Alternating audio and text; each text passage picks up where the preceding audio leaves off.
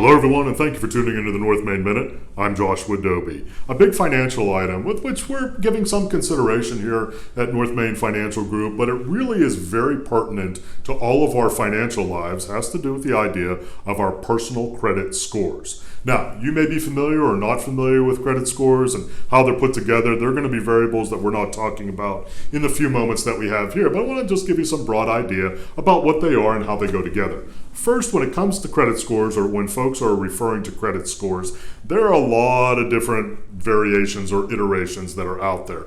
But generally speaking, we're talking about a credit score which is issued by one of the three big credit agencies out there. And you may say, well, why do we need three credit agencies and three scores? They're looking at slightly different things, or they're weighting things a little bit different across all three of those, but they are used by most lenders, by most mortgage companies, car loan companies, etc., in terms of assessing whether you and I are good credit risks. Now, there could be all kinds of things that impact our credit scores. Not going to touch on all of them here, but big ones to keep in mind.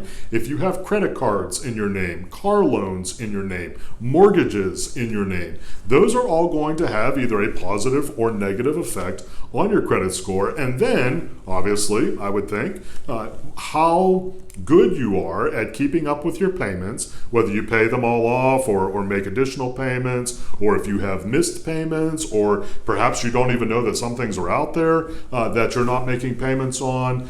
Very, very impactful to your credit score, and very, very important to keep in mind because of how many different entities use your credit score from a qualification standpoint.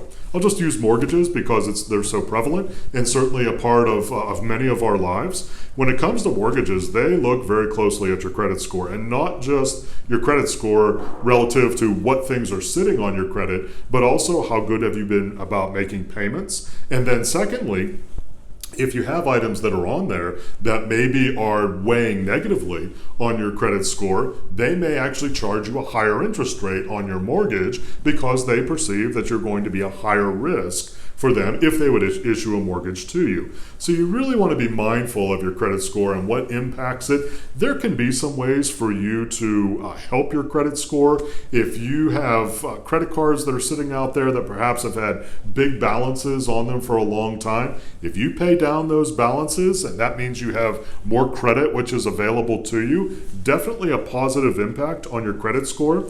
Here's a little bit of what may sound like a crazy one. If you have a credit card that you're not using currently, and you're thinking, oh, I'll just close down the account and cut up the card, that actually will impact you negatively from a credit score standpoint. And hear me out on this just very quickly here for the reason why. When you have credit available on a credit card and you're not using it, that actually is a very positive thing relative to your credit score. It sees that you have that possibility to use it and you're not, so it's actually better to keep that credit line open and just not use it as opposed to closing it down. I know it sounds a little bit weird. You think just getting it off the record would be a positive thing. Not when it comes to your credit scores. That's very, very important, something we mention to folks with some frequency with regards to their overall financial management. Third big item, and you heard me mention just about credit cards and paying that down, but the third big item about which we want you to be aware when it comes to your credit scores, make sure that for things like cars and mortgages, and then something like medical bills, that you're addressing those in prudent ways, especially if you get behind.